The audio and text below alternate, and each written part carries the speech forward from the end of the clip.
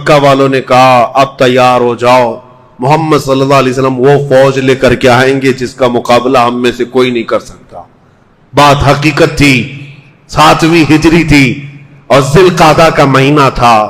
رمضان گزار کر کے نبی کریم صلی اللہ تعالی علیہ وسلم صحابہ کو اعلان کرتے ہیں. صحابہ نکل پڑے. مدینے کے جتنے صحابہ تھے سب نکلے ہیں, اور حتیٰ کہ حضور کی جتنی ازواج مطہرات تھی سب سفر میں ساتھ تھی. جب رسول پاک چلتے آئے اور یہاں تک کہ راستے میں حضور کی جتنی حلیف جماعتیں تھیں, یعنی جو پارٹنر قبیلے تھے, سب ساتھ ہوتے گئے. مکہ سے ابھی 35 کلومیٹر دور یہ لشکر جرار میرے آقا کا تھا. ارے 313 کا مقابلہ کرنے کی سکت نہیں تھی. آج تو 10,000 کی تعداد میں آ رہے تھے. 10,000 کی تعداد. جب حضور صلی اللہ تعالی علیہ وسلم صلح کر رہے تھے 1 سال پہلے, حضرت عمر بڑے بے قرار تھے, بہت بے قرار تھے. وہ کہہ رہے تھے ہم کیوں دب کر صلح کر رہے ہیں, ان سے جنگ کریں گے, ان کو ماریں گے. حضور یہی فرما رہے تھے, اے عمر میری آنکھیں جو دیکھ رہی وہ تم نہیں دیکھ سکتے. میرے مصطفیٰ سال بھر پہلے وہی دیکھ رہے تھے کہ اللہ تعالیٰ اس شان کے ساتھ مکہ میں داخل کرے گا. عزیزان گرامی, 35 کلومیٹر دور یہ پڑاؤ کیا ہے لشکر. اچانک اسی حالت میں مکہ میں کھلولی مچی. سب تتر بتر ہیں. اب نہ جنگ کرنے کی طاقت تھی نہ سامان تھا, بلکہ بڑے بڑے رئیس, ان کے سردار جتنے گرو گھنٹال تھے وہ اسی جنگوں میں مارے گئے تھے. ابو جہل بھی نہیں تھا, ابو لہب بھی نہیں ہے, عتبہ شیبہ, بڑے بڑے سردار مرے ہوئے تھے. جو کچھ بچی کچی جماعت کو لے کر چلنے والے ابو سفیان, اور ابو سفیان حضرت عباس کا خاص دوست تھے. حضرت عباس کون ہے؟ حضور کے چچا ہیں. حضرت عباس ابو سفیان سے کہتے ہیں میں تیرا کام کراتا ہوں. مکہ میں ابو سفیان کو ساتھ لیے اور کہا حضور صلی اللہ علیہ وسلم ابھی مکہ آئے نہیں, 35 کلومیٹر دور ہے. حضرت عباس رات کے وقت ابو سفیان کو اپنی اونٹنی پر بٹھا کر لے آئے. چل رسول اللہ کے پاس تجھے سامنے کر دیتا ہوں, جتنا کیا گیا ہے سب ہے وہ معاف کر دیں گے. ابو سفیان جنگ بدر میں سامنے ہے, احد میں سامنے ہے, خندق میں سامنے ہے, ہر جنگ میں حضور کے سامنے ہے. ابو سفیان خالی جنگ کرنے والے نہیں بلکہ سب کو ابھارنے والے. اور اس شخص کو پکڑ کر حضرت عباس لے آ رہے ہیں اور یہ کہتے ہوئے مجھے یقین ہے محمد عربی پر, چلو چلتے. ابو سفیان ساتھ آ گئے. رات کا وقت تھا, قافلہ پڑاؤ کیا ہے رسول اللہ کا, دوسرے دن مکہ میں داخل ہونے والے.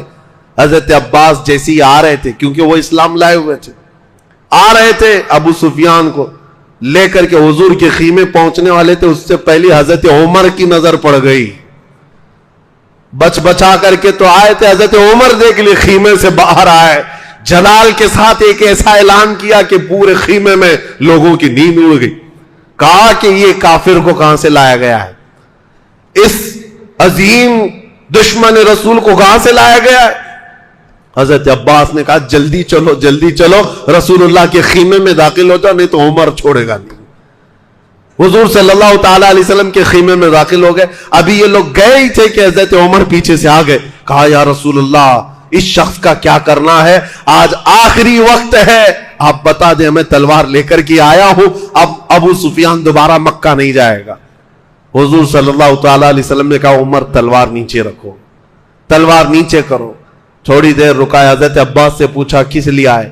کہا یا رسول اللہ ابو سفیان صرف امن کی آپ سے خیرات لینے آیا ہے کہ آپ امان دے دیں, کل آپ داخل ہونے والے مکہ میں ابو سفیان کے ساتھ کچھ نہیں ہوگا.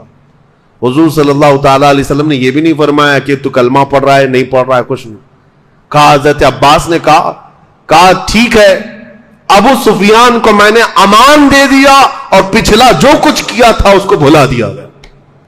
ایک جملے میں میرے مصطفیٰ نے بڑی بڑی جنگوں میں مقابل میں آنے والے کو معاف کر دی. اسی لیے تو میرے عزیزوں, ہم 1000 گناہوں کا بوجھ لیے ہوئے بھی اگر کوئی امید رکھتے ہیں تو اس تاجدار مدینہ سے رکھتے ہیں جس کا دربار کھلا ہے. شاعر نے سچ کہا ہے, نہ کوئی عمل ہے سنانے کے قابل, نہ منہ ہے تمہارے دکھانے کے قابل. لگاتے ہیں اس کو بھی سینے سے آقا جو ہوتا نہیں منہ لگانے کے قابل.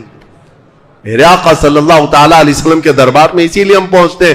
بریلی والے امام کی سنو, یوں ہی نہیں پکار کر کہا تھا, پھر کے گلی گلی تباہ، ٹھوکریں سب کی کھائی کیوں، دل کو جو عقل دے خدا تیری گلی سے جائے کیوں۔ حضور پاک صلی اللہ علیہ وسلم نے ابو سفیان کو معاف کیا اور کہا جاؤ کل کے دن دوپہر میں فلاں پہاڑی کے اوپر تم کھڑے رہنا۔ حضور چاہتے تھے کہ ابو سفیان کو دکھایا جائے لشکر اسلام کیسے مکہ میں داخل ہو رہا ہے۔ ابو سفیان ایمان لائے ہوئے نہیں، اسلام قبول کیے ہوئے نہیں۔ دوسرا دن تھا، 20 رمضان کی تاریخ ہے، جمعہ کا دن ہے، اللہ اکبر، رمضان المبارک کا مہینہ ہے۔ صحابہ اکرام نے، حضور نے کئی جماعتوں میں صحابہ کو تقسیم کیا تھا، سب سے آگے اس 10,000 فوج کی جماعت میں سب سے آگے بندہ جو جھنڈا لے کر چل رہا تھا وہ صحابہ میں کوئی بہت بڑے صحابی جلیل نہیں، حضرت ابوبکر، حضرت عمر، حضرت عثمان، حضرت علی نہیں، یہ خلفاء اجلہ صحابہ میں سے جو جلیل القدر نہیں۔ حضور نے اس فوج کے مقدمے میں سب سے آگے جھنڈا دے کر جس کو رکھا تھا وہ بلال حبشی تھے، حضرت بلال حبشی تھے۔ حضور صلی اللہ تعالی علیہ وسلم نے ان کو آگے رکھا تھا۔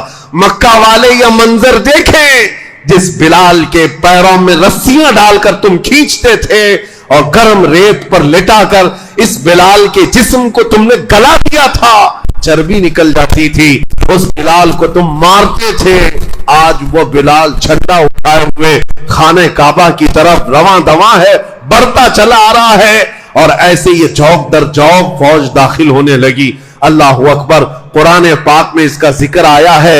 اللہ تعالیٰ نے قرآن میں فرمایا ہے، حضور صلی اللہ تعالیٰ علیہ وسلم پر یہ آیتیں نازل ہوئی ہیں کہ لقد صدق اللہ رسولہ الرؤیا بالحق لتدخلن المسجد الحرام ان شاء اللہ آمنین محلقین رؤوسکم ومقصرین لا تخافون۔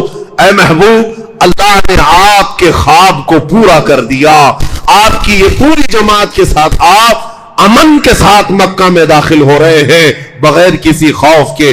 حضور صلی اللہ تعالیٰ علیہ وسلم جس جماعت میں تھے صحابہ کی، وہ سب سے اخیر میں تھی۔ حضور ملاحظہ کر رہے تھے، صحابہ کو جانے دے رہے تھے، صحابہ آگے بڑھتے جا رہے ہیں، وطن عزیز میں آئے ہیں، چھوڑے ہوئے وطن میں آئے ہیں، جہاں جائیدادیں تھی، جہاں بیوی بچے رہے، جہاں بچپنا گزرا، جہاں سب چھوڑ کر صحابہ گئے تھے۔ پورے 7 سال کے بعد مکہ واپس آ رہے، صحابہ کوئی مٹی اٹھاتا مکہ کی اور اپنے سروں پر ڈال دیتے، دیواروں کو بوسے لیتے، جگہ جگہ رک کر کے گھروں کو چوم لیتے تھے۔ یہ ہمارا وہ وطن عزیز مکہ ہے۔ حضور صلی اللہ تعالی علیہ وسلم داخل ہوئے مکہ مکرمہ میں، سیدھے حرم کعبہ میں تشریف لائے۔ میرے عزیزو، یہ بتانا اس لیے ضروری ہے کہ اسلام کی تاریخ میں فتح مکہ وہ دن ہے، آج تک کے کافر اس فتح مکہ کو برداشت نہیں کر پاتے ہیں، کیونکہ میرے آقا جیسی آئے، حضور کے ہاتھ میں عصا مبارک تھا، آپ اپنے عصا مبارک کے ساتھ چلتے ہوئے آئے، آپ کے ساتھ سیدنا ابوبکر صدیق تھے، حضرت علی کرم اللہ وجہہ الکریم تھے، دونوں صحابہ کو حضور پکڑے ہوئے سب سے پہلے حرم کعبہ میں آئے، خانہ کعبہ کے پاس آئے۔ ایک واقعہ میں بتا دوں، ہجرت سے پہلے خانہ کعبہ کی چابی عثمان بن شیبہ ایک شخص تھے، حضرت عثمان غنی نہیں ہے، دوسرے عثمان ہیں، ان کے پاس رہتی تھی۔ حضور نے ایک دن ان سے کہا، عثمان بن شیبہ چابی دے دو، مجھے اندر جانا ہے۔ کہا تم جیسے دین چھوڑے ہوئے آدمی کو میں چابی نہیں دوں گا، تم خانہ کعبہ میں نہیں جا سکتے۔ حضور کو انہوں نے منع کر دیا تھا، چابی دینے سے منع کیا، خانہ کعبہ کا دروازہ کھولنے سے منع کیا۔ حضور نے ان سے کہا، اے ابن شیبہ انتظار کر، ایک وقت آئے گا یہ چابی میرے ہاتھ میں ہوگی اور میں جسے چاہوں گا چابی دوں گا۔ عثمان بن شیبہ کہتے ہیں آج یہ اتنا مارے جاتے ہیں، 40 لوگ نہیں ہیں، اور اس کے بعد جب یہ ہجرت کر کے گئے تھے تو عثمان بن شیبہ کہتے ہیں مجھے تو لگا تھا انہوں نے ایسی ہوا میں بات کر دی ہوگی، لیکن جب فتح مکہ کے دن واپس آئے تو پھر احساس ہو گیا محمد عربی کی زبان سے نکلی ہوئی بات ٹل نہیں سکتی ہے، جو کہتے ہیں وہ ہو کر رہتا ہے۔ اب 10,000 صحابہ کے بیچ میں حضور خانہ کعبہ کے سامنے گئے اور پکار کر کہا، عثمان بن شیبہ کہاں ہے؟ چابی لے کر کے حاضر ہوئے، ایمان لائے ہوئے نہیں ہے، کافروں کی جماعت میں ہے، چابی تھی، کہا چابی لاؤ۔ मुकाबला करने की जो ताकत नहीं, सकत नहीं, चाबी लाकर हुजूर के हाथ में दे दिया। हुजूर ने अपने हाथों से खाने काबा को खोला। ये सबसे पहला दरवाजा खुला है। इस्लाम की फतह की आगाज यहां से है। तारीख इस्लाम के सुनहरे बाब यहां से खुल रहे हैं। मक्का का दरवाजा क्या खुला, पूरी दुनिया के दरवाजे खुल गए। हुजूर अंदर जाते ही जो आयत पढ़ रहे थे, अपने हाथ में असा था, लकड़ी थी, और इस लकड़ी को लेते, बुतों को जो अंदर रखे थे गर्दन में डालकर गिराते थे, फरमाते थे कुल जाअल हक़ व ज़हक़ल बातिल इन्नल बातिल कान ज़हूक़ा। हक आ गया, बातिल मिट गया, और बातिल को मिटना ही है। मैं हमेशा दुआ करता हूं मौला हुजूर की इस सुन्नत पर भी अमल करने का मौका आता हो। हक आ जाए, बातिल मिट जाए। हुजूर सल्लल्लाहु ताला अलैहि वसल्लम ने 360 बुतों को गिराया। जो वहां पर अंदर तस्वीरें थी उनको पोंछकर साफ कर दिया। जब पूरा खाने काबा इन आलाइशों से पाक हुआ, बाहर तशरीफ लाए और बिलाल से कहा, बिलाल जाओ खाने की छत पर, खाने काबा की छत पर आज अजान दे दो। यहां पहली अजान होने वाली है मक्का में, पहली अजान है हरम काबा से। हजरत बिलाल हबशी जोश मोहब्बत में चढ़ते चले गए, रस्सी डाली, खाने काबा की छत काफी ऊंची थी, चढ़ गए। बाज बुजुर्गों ने फरमाया हजरत बिलाल को यह ख्याल ही नहीं था, खाने काबा की छत पर तो बड़े मोहब्बत में चढ़ गए, क्योंकि वो जब मस्जिद नबवी से अजान देते थे तो खाने काबा की तरफ मुंह करके देते थे। हर मुअज्जिन आज भी काम मुंह करके अजान देता है, किबले की तरफ मुंह करके देता है। हजरत बिलाल छत पर चढ़ गए, फिर सोचने लगे अब मुंह किस तरफ करूं, काबा तो नीचे आ गया है, मैं तो छत पर हूं, किधर मुंह करके अजान दूं। हुजूर की तरफ देखने लगे, मेरे आका ने फरमाया बिलाल मेरी तरफ देख करके अजान दो।